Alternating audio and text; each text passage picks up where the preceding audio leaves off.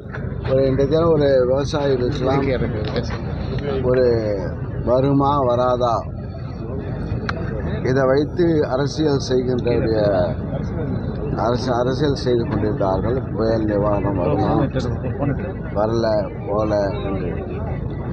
ஆனால் முதல்வர்கள் நேற்றைய தினம் கிட்டத்தட்ட 5,18,763 விவசாயிகள் பயன்பெறுகின்ற இந்த கடந்த பென்ஷன் புயல் காரணமாக முதல் 498 கோடி ரூபாய் மதிப்பு தொகைகள் விவசாயிகள் கணக்கில் வர வைக்கப்படும் என்று அறிவித்திருக்கிறார்கள். அவர் அறிவித்த அறிவிப்பின் அடிப்படையில் கணக்கெடுக்கின்ற பணி முழுமையடைந்து எல்லா துறை கிட்டத்தட்ட 18 மாவட்டங்களில் இது போன்ற புயல் வெள்ளத்தால் பாதிக்கப்பட்டு அதன் காரணமாக அந்த உடனடியாக அறிவித்தார்கள். நிவாரணம் இந்தந்த இனத்துக்கு இந்தந்த பயிர்களுக்கு இவ்வளோ வழங்கப்படும் என்று சட்டம் அறிவித்தார்கள்.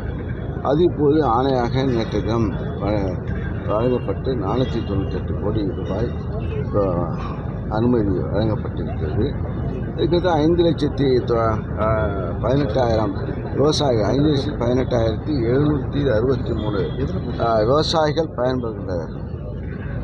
ஆக இது அதுக்கு பிறகு இப்போது ஆய்வு அந்த இன்சூரன்ஸ் தொகை பதிவு செய்த அந்த காப்பீட்டு திட்டத்தில் அதையும் நாங்கள் ஆய்வு செய்து தொடர்ச்சியாக 2-3 முறை அதை ஆய்வு செய்திருக்கின்றோம்.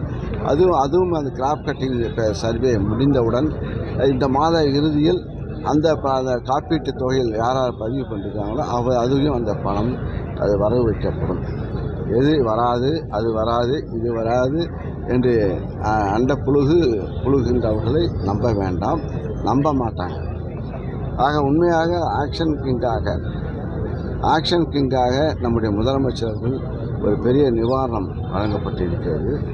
இது விவசாயிகள் அவருடைய துயரத்தில் இது ஒரு ஆறுதல் அளிக்கின்ற ஒரு நிகழ்வாக விவசாயிகள் இதுவரை இந்த பட்ஜெட்டுடைய பலன் தமிழகம் முழுவதும் விவசாயிகளுக்கு எந்தெந்த இடர்பாடு வந்தாலும் அதுக்குரிய உடனடியாக நடவடிக்கை எடுத்து அவர்களுக்கு களத்திலே இருக்கின்ற காரணத்தால் முதல்வர்கள் களத்திலே இருக்கின்ற காரணத்தால் களத்துடைய உண்மைத்தன்மை புரிந்த காரணத்தால் அதை இது போன்ற அறிவிப்புகள் இது போன்ற திட்டங்களை கடந்த காலங்களில் இது எவ்வளவு போராட்டம் நடத்தியும் கொடுக்காதவர்கள்லாம் இப்போ அறிக்கை தான் விடுறாங்க, யூடியூப் தான் விடுறாங்க, வாட்ஸ்அப்பில் தான் பண்ணுறாங்க. எல்லாம் என்ன இன்ஸ்டாகிராமா இதெல்லாம் செய்கிறாங்க தவிர இந்த அரசியல் யூடியூப் அரசியல், இன்ஸ்டா அரசியல் பண்ணுகின்றார்கள், ட்விட்டர் அரசியல் பண்ணுறாங்களா? ஆக்ஷன் கிங்காக நம்முடைய முதல்வர்கள் இதை செய்து கொண்டிருக்கிறார்கள். இதுதான் நம்முடைய